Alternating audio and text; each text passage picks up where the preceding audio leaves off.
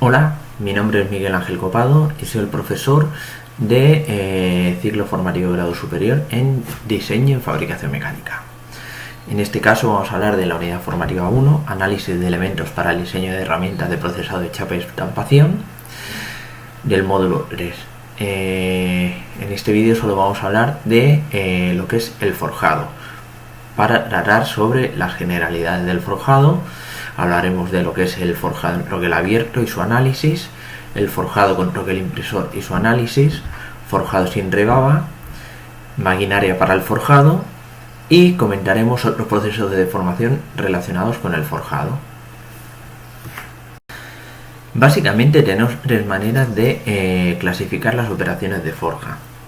La primera es en función de la temperatura de trabajo, y así tenemos forja en caliente, que puede ser por encima o por debajo de la temperatura de cristalización, y forja en trabajo en frío. La ventaja de la forja en caliente es que se consiguen mayores deformaciones del material, pues el material fluye más fácilmente cuando está a alta temperatura, aunque en algunos casos nos interesará la forja en frío porque produce el endurecimiento por deformación del metal. Otra forma de clasificarlo sería en función de la maquinaria que se utiliza o en función de cómo se aplica la presión. Esto puede ser mediante impacto, para lo cual necesitamos un tipo de maquinaria que se llama martinete de forja, o mediante una presión en forma gradual, para lo cual se utilizan las presas de forja. La tercera forma de clasificar el forjado es el grado en que los troqueles restringen el flujo del material de trabajo. Atendiendo a esta clasificación tenemos forjado en troquel abierto, forjado en troquel impresor y forjado sin rebaba. Bien, en esta diapositiva vemos los tres tipos de forjado en función de la fluencia de material, y vemos que en la primera fotografía, fotografía A, tenemos un troquel abierto, un forjado con troquel abierto. Como vemos, la fuerza es vertical y al comprimir el metal lo que hacemos es que ese mismo material se ensanche, conseguimos el efecto barrilete. En el segundo caso, fotografía B, lo que tenemos es forjado en troquel impresor, ¿vale? Lo que hacemos es tener la forma que queremos obtener definida en el troquel. Nosotros colocamos un material con un pelín de sobrante, ¿vale? Y al hacer el forjado, lo que nos queda fuera de lo que es la forma definitiva son unas rebabas que se tienen que mecanizar para eliminarse. En el tercer caso es la mejora del troquel impresor, pues tenemos igualmente la forma definida en los troqueles, ¿vale? Pero en este caso obtenemos la pieza totalmente terminada sin ningún tipo de rebaba. Para conseguir esto, ¿qué necesitaremos? Pues que la cantidad de material introducida y el volumen de la pieza terminada coincidan. En el caso de forjado en troquel abierto, el caso más simple consiste en comprimir una pieza cilíndrica como la que vemos en la figura 1910. En este caso, la pieza inicial tiene una altura sub 0 y un diámetro sub 0, y al ser comprimida con un troquel abierto lo que hacemos es reducir la altura y aumentar el diámetro, ¿vale? En el caso ideal nos quedaría una pieza cilíndrica con un diámetro mayor y una altura menor.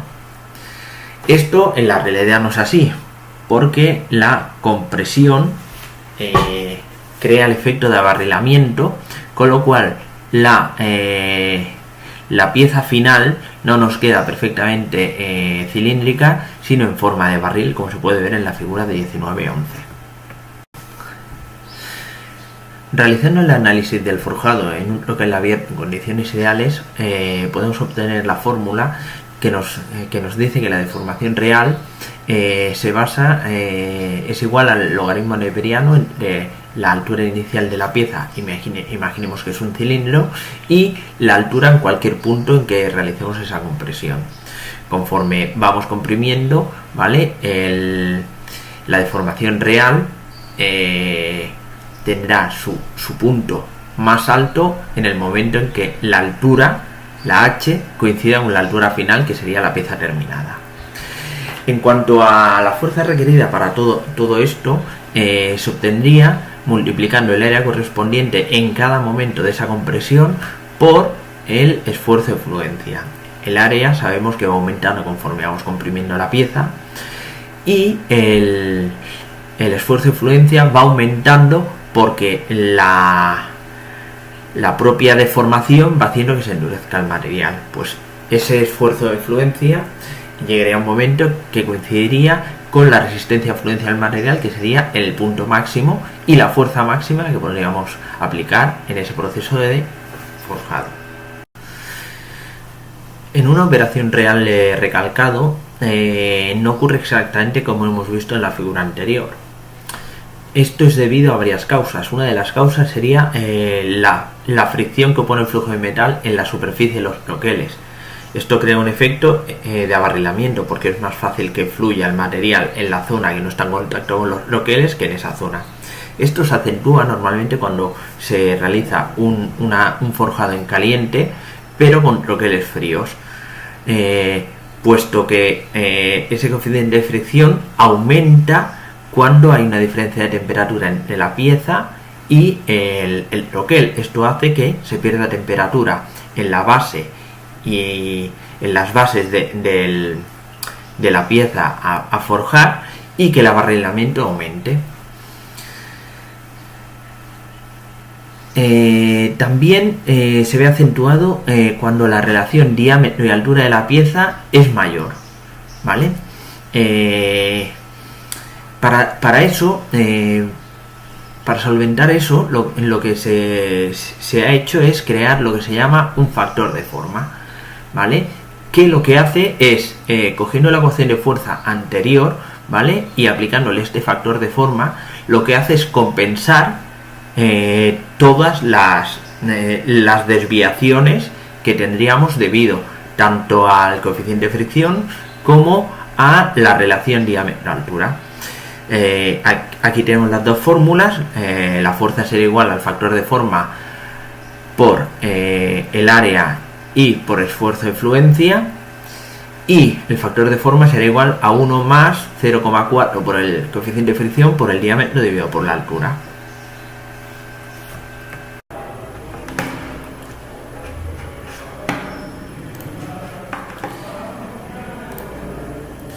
Bueno, pongamos un ejemplo.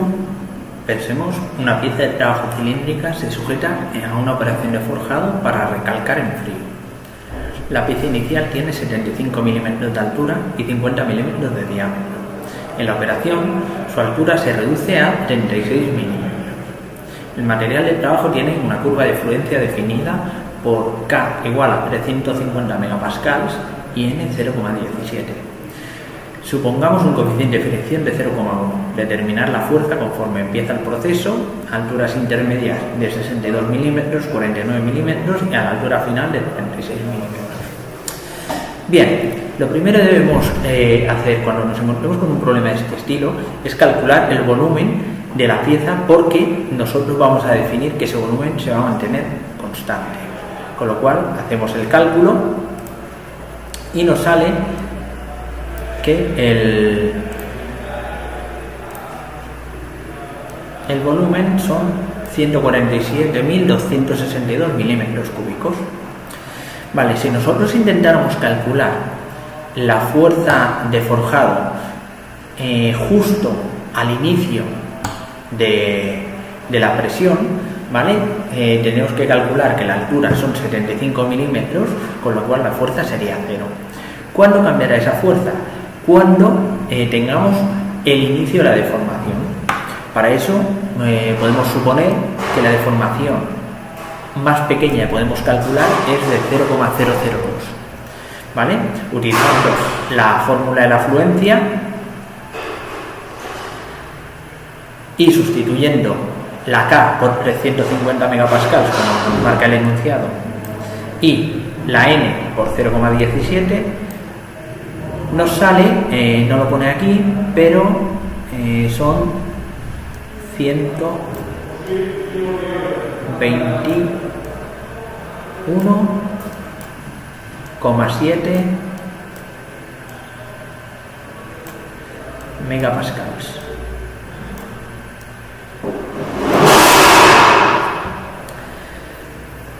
En este momento el diámetro sigue siendo el inicial, porque prácticamente no ha habido deformación, con lo cual podemos calcular su área y nos sale que el área, aplicando el área en un cilindro, es de 1963,5 milímetros cuadrados. Entonces, en estas condiciones, el factor de ajuste, K sub F, se puede calcular según su fórmula y, sustituyendo en la fórmula, nos sale un factor de forma de 1027. Una vez tenemos el factor de forma, lo podemos sustituir en la fórmula de la fuerza, obteniendo la fuerza de forjado al inicio del forjado, que en este caso serán 245.410 newtons. Vale, eso sería en el momento en que hace contacto el troquel superior con la pieza, ¿vale? Si estimamos que ya se ha disminuido la altura y tenemos una altura de 62 milímetros, podemos calcular la deformación según su fórmula, nos sale 0,1904 y el esfuerzo de fluencia nos sale 264 megapascales. Como hemos dicho antes, tenemos que suponer que el volumen es constante, con lo cual si variamos la altura para que se mantenga el volumen, tendríamos que obtener que habría habido un ensanchamiento de diámetro que pasa de 50 milímetros a 55 milímetros, ¿vale? Con estos datos podemos volver a calcular el factor de forma, que nos da 1035 en este caso, y a través del factor de forma aplicarlo en la fórmula de la fuerza, para lo cual nos sale 649.303 newtons. Si hiciéramos de igual manera para 49 nos saldrían esta fuerza, y a la altura final del forjado, que serían 36 milímetros, nos saldría esta fuerza.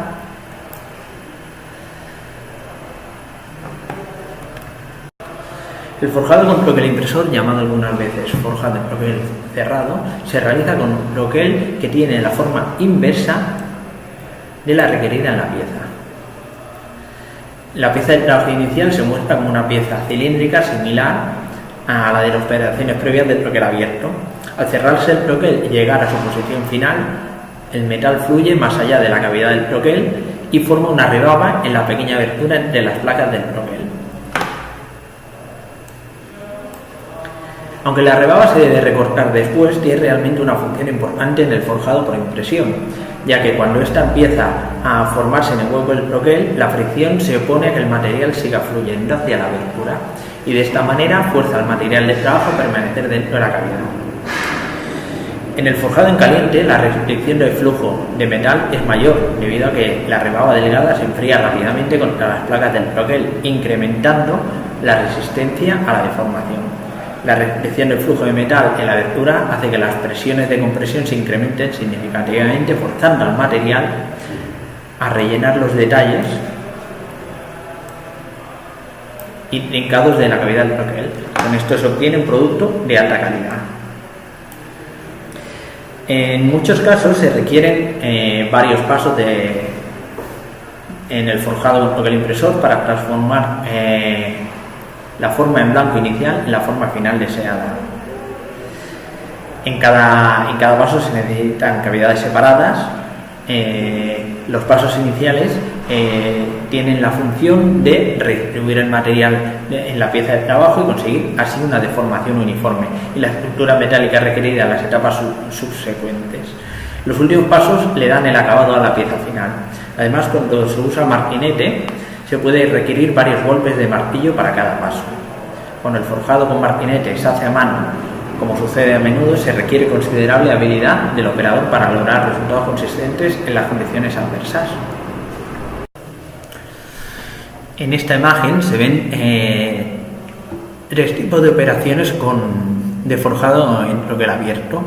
En la figura A vemos que el forjado se está realizando con troqueles convexos, a la inversa que en la B, que los troqueles son cóncavos, y en cambio en la C se está realizando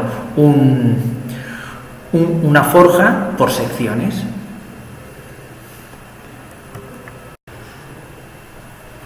En la figura 19-14 podemos ver los tres pasos típicos en el forjado con troquel impresor. Vemos que en el primer paso es el momento justo antes del contacto inicial del troquel superior con la pieza, ¿vale?, que está en bruto, ¿vale? En el momento en que llegamos a la segunda fase, ¿vale?, el troquel superior ya está comprimiendo la pieza vemos que empieza a coger la forma de barril, empieza a someterse al barrilamiento, ¿vale?, pero se va distribuyendo la materia por dentro del troquel.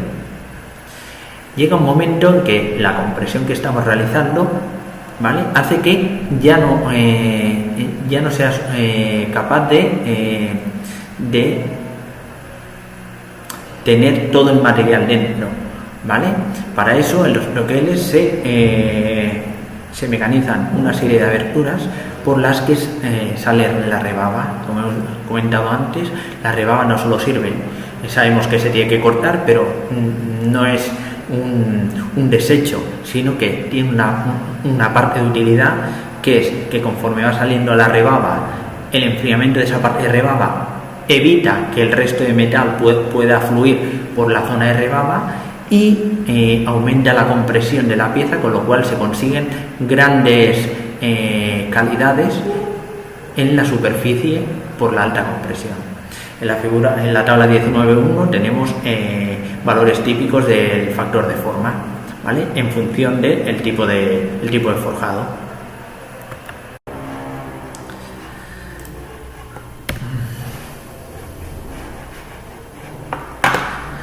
Bueno, si hacemos el análisis del forjado con troquel impresor, llegamos a una conclusión de que la fórmula es idéntica a la que utilizábamos para forjado con troquel abierto, pero la interpretación es bastante diferente. Por ejemplo, en este caso la fuerza no es la fuerza en cada momento, sino que es la fuerza máxima en toda la operación. El área se trata del área proyectada de toda la pieza, incluyendo las rebabas en milímetros cuadrados, y el esfuerzo de influencia del material y el factor de forma del forjado. En el forjado en caliente, el valor apropiado del esfuerzo de influencia es la resistencia a la fluencia del material a temperatura elevada. En otros casos, la selección del valor apropiado del esfuerzo de influencia es difícil porque para las formas complejas la deformación variable de la pieza de trabajo. En esta ecuación, K sub F es un factor con el que se intenta tomar en cuenta el incremento de la fuerza requerida para forjar formas complejas. En la tabla 19,1, esta tabla, tenemos valores típicos del factor de forma en función del tipo de forjado que estamos realizando.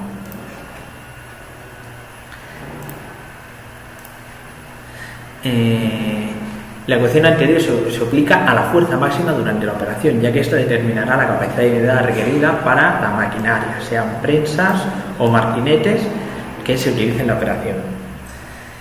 La fuerza máxima se alcanza siempre al final de la carrera o golpe del forjado, donde el área proyectada es más grande, el área proyectada de la pieza, y la fricción es máxima. Si analizamos el proceso de forjado en troquel impresor, nos damos cuenta de que no tiene estrechas tolerancias de trabajo y frecuentemente se requiere un maquinado o mecanizado de después para lograr la precisión necesaria. Pero tiene algunas ventajas. Por ejemplo, las ventajas del forjado sobre el maquinado completo son velocidad de producción más altas, conservación del metal, mayor resistencia y, sobre todo, orientación más favorable de los granos del metal. Esto se ilustra en la siguiente figura, donde en la figura 19-15 tenemos la opción A, que es una biela realizada con un proceso de forjado en caliente con acabado maquinado, ¿vale? Y B, una biela realizada totalmente por mecanización. Como vemos, la orientación de los granos son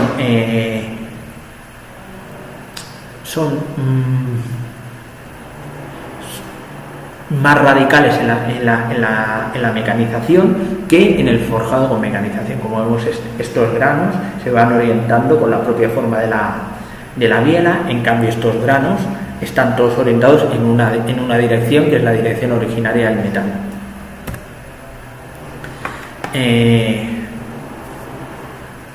Después se ha ido mejorando muchísimo el forjado con troquel impresor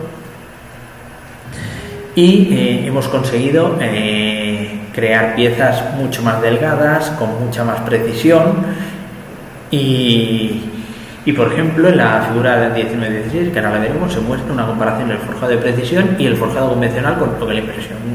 Hay que mirar sobre todo que el forjado de precisión en este ejemplo no elimina las rebabas, aunque sí las reduce. Vale, veamos, ¿vale? En este caso, la figura 19-16 tenemos la figura A, que es un forjado convencional, ¿vale? Y la B es un forjado de precisión. Las líneas punteadas en A indican los requerimientos de maquinado posterior. Todo esto se tendría que mecanizar a posteriori. En ambos casos tiene que recortarse las rebabas, ¿correcto?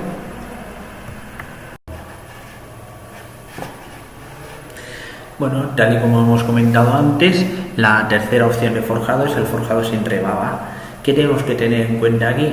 Pues que todo el material que introduzcamos en el troquel tiene que ser con el mismo volumen que necesitemos para la pieza finalizada. Si vemos los tres pasos que antes comentábamos, en el paso 1 es el paso inmediatamente antes de que empecemos a comprimir con el troquel superior. Vemos como la pieza tiene un sobrante por todos los lados de la matriz, ¿vale? Una vez empezamos a comprimir, aparece el abarrilamiento y el material de la pieza va adheriéndose, va cogiendo la forma del troquel. En el punto 3, que es en el final de carrera, tenemos la pieza terminada y lo único que nos quedaría sería retirar el punzón para retirar la pieza terminada. Como vemos, en todo el proceso de forjado hay dos variables muy importantes. Una es la velocidad de aplicar la presión o el martillero y la fuerza con que se ejerce este. Bueno, en cuanto a maquinaria, el forjado podemos decir que se denominan máquinas de forja, ¿vale? Que se clasifican en martinetes, prensas, troqueles de forjado y herramientas especiales que se usan en estas máquinas, como por ejemplo hornos para calentar las piezas antes de trabajarlas, dispositivos mecánicos para cargar y descargar el material, estaciones de recorte, etcétera. Los martinetes de forja. Estos martinetes funcionan aplicando una descarga por impacto contra el material de trabajo. Se usa normalmente el martinete de caída libre para designar a estas máquinas. por la forma de liberar la energía de impacto.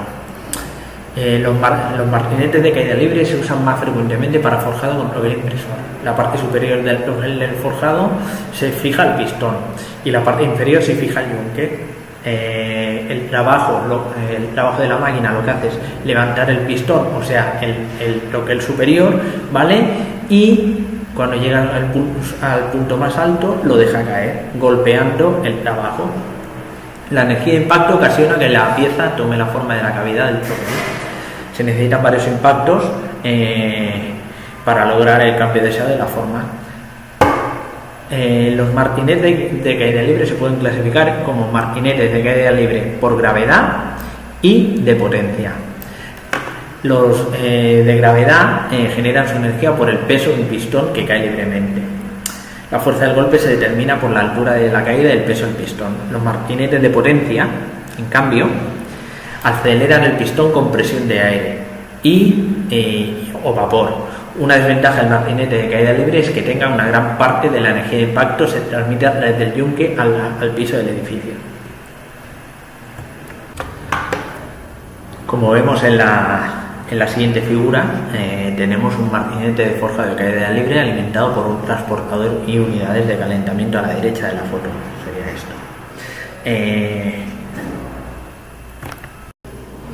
Como vemos en esta diapositiva, a la izquierda tenemos los detalles de un martinete de caída libre para forjado con broquel impresor, ¿vale? Vemos en la parte de arriba tenemos el cabezal que contiene el cilindro, después la barra que conecta con el pistón, el bastidor que sujeta toda la estructura de la máquina, el pisón y abajo tenemos el yunque.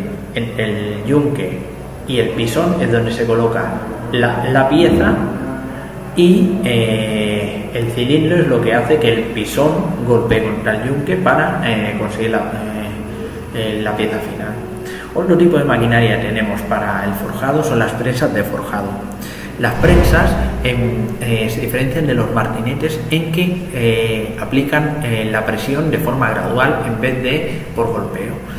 Básicamente tenemos tres tipos de prensas de forjado, que son prensas mecánicas, prensas hidráulicas y prensas de tornillo. ¿Cómo funcionan? Pues las prensas mecánicas funcionan básicamente con un movimiento giratorio en vez de una excéntrica.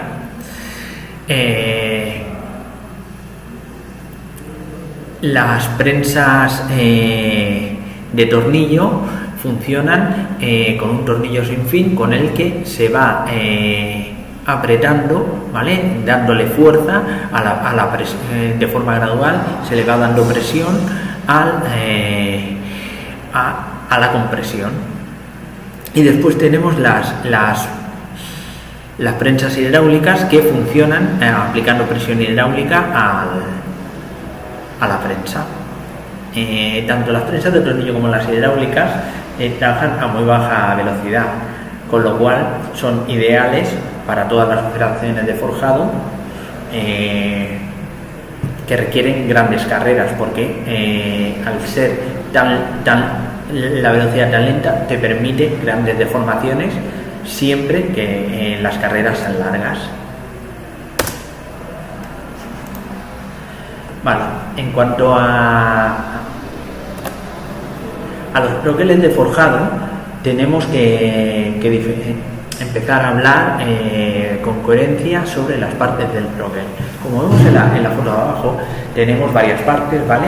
Como sería la línea de separación, ¿vale? Sería la línea de separación que separa un broquel de otro, broquel inferior, broquel superior, la parte de la rebaba, lo que es el filete, la esquina, el canal, el ángulo de ahusamiento y el ángulo exterior de ahusamiento. Veamos lo que es cada cosa.